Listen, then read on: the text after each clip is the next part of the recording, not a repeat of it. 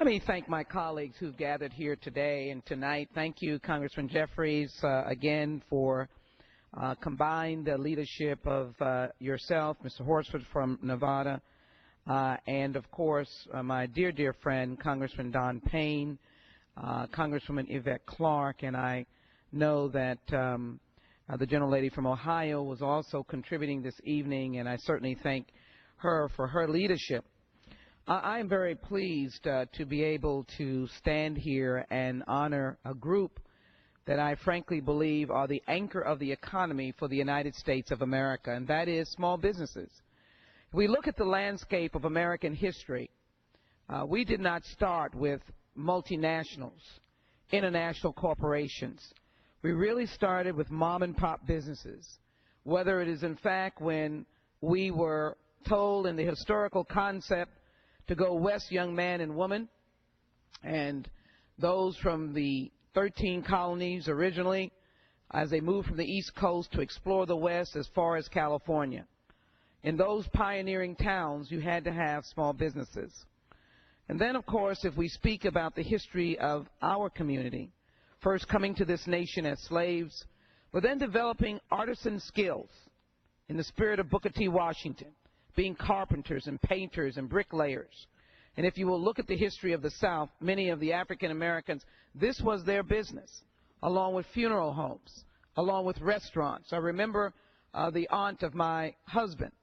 It was one of our special treats to be able to go down to Aunt Frances' location in Alabama.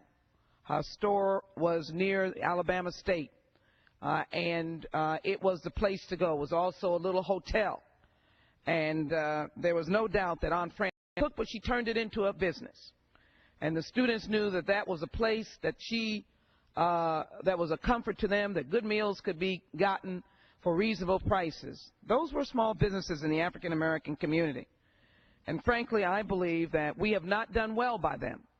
We have not done well by minority businesses overall, by women-owned businesses. Yes, there are some moments of success that I'll recount in just a moment. But in terms of the federal government really putting elbow grease to the idea of outreach to minority businesses, they can do better. Yes, we have the Small Business Administration, and there are many instances of outreach, but let me share with you how we could do better. First of all, we can eliminate the sequestration.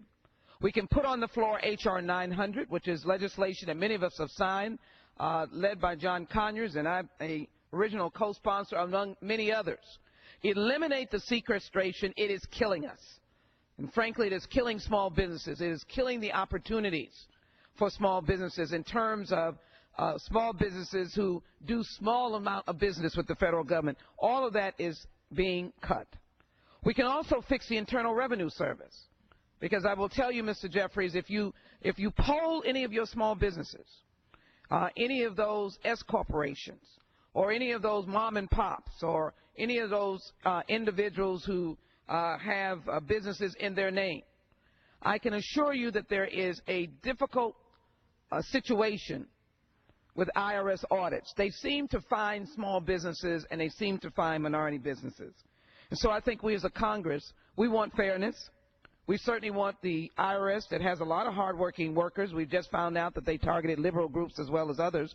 But we want them to find a sort of the right space to be able to allow our small businesses to not suffocate but to grow, and to work with them in what we call compromise. So I think we need to fix the IRS.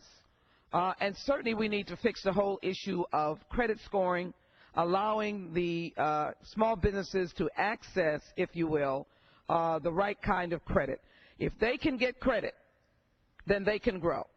And I would imagine that if this whole place was filled up with small businesses, and I asked them, the colleagues that are in this room, it was all filled up with small businesses, asked them to raise their hand about access to credit, or this whole issue of credit scoring. And we in the federal government can do better. We can do better with a fixed tax system that respects the growth of small businesses to allow them to grow their business and give them the kind of tax incentives that will be helpful.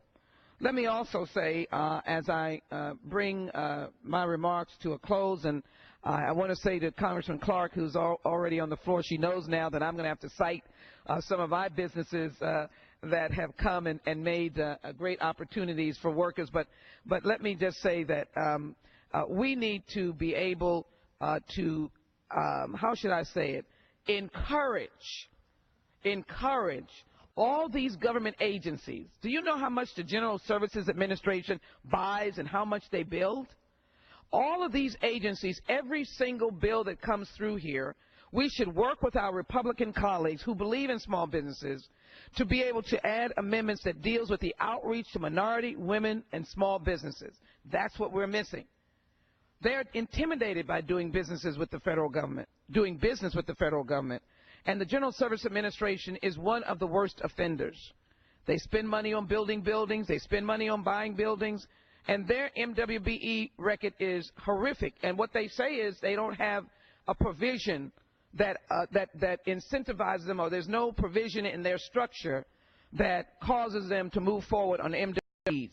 We've got to do something about that. Maybe we can collectively do it as a Congressional Black Caucus to be able to address the question of an agency that buys everything, builds everything for the federal government, and they don't have an incentive. Just last week, I put in an amendment on the defense authorization. I want to thank the Democrats and Republicans for being supportive.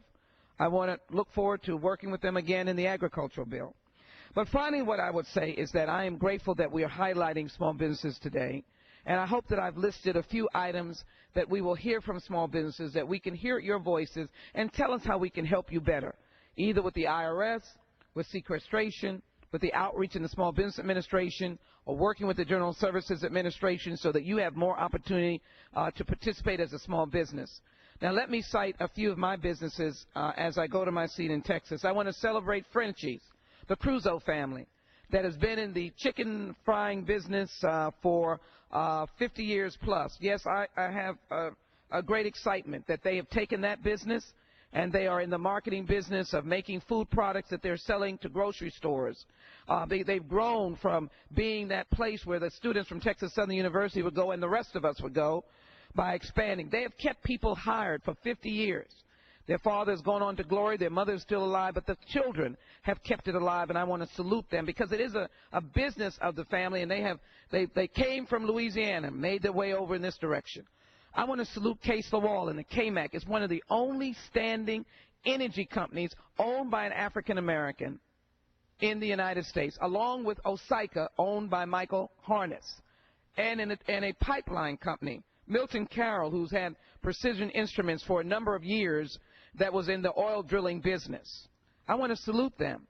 I want to salute Cool Runnings, my first visit to them, Jamaican restaurant, has taken their business and grown it to have, in Texas by the way, has grown it to be able to have a restaurant and a takeout business is great. I want to salute the Houston Black Expo. Because they are having their big event on June 21st, and businesses all over Houston will be benefiting from Mr. Love's great effort in the Houston Black Expo. Finally, I want to conclude by saying that small businesses are, in fact, the backbone of America. I know that there will be a great opportunity for us to expand on that, so let me close by thanking you, Mr. Jeffries, Mr. Horsford, thanking you so very much for highlighting what is truly the infrastructure of jobs in America, small businesses and minority-owned businesses, women-owned businesses. I yield back to the gentleman. Thank you.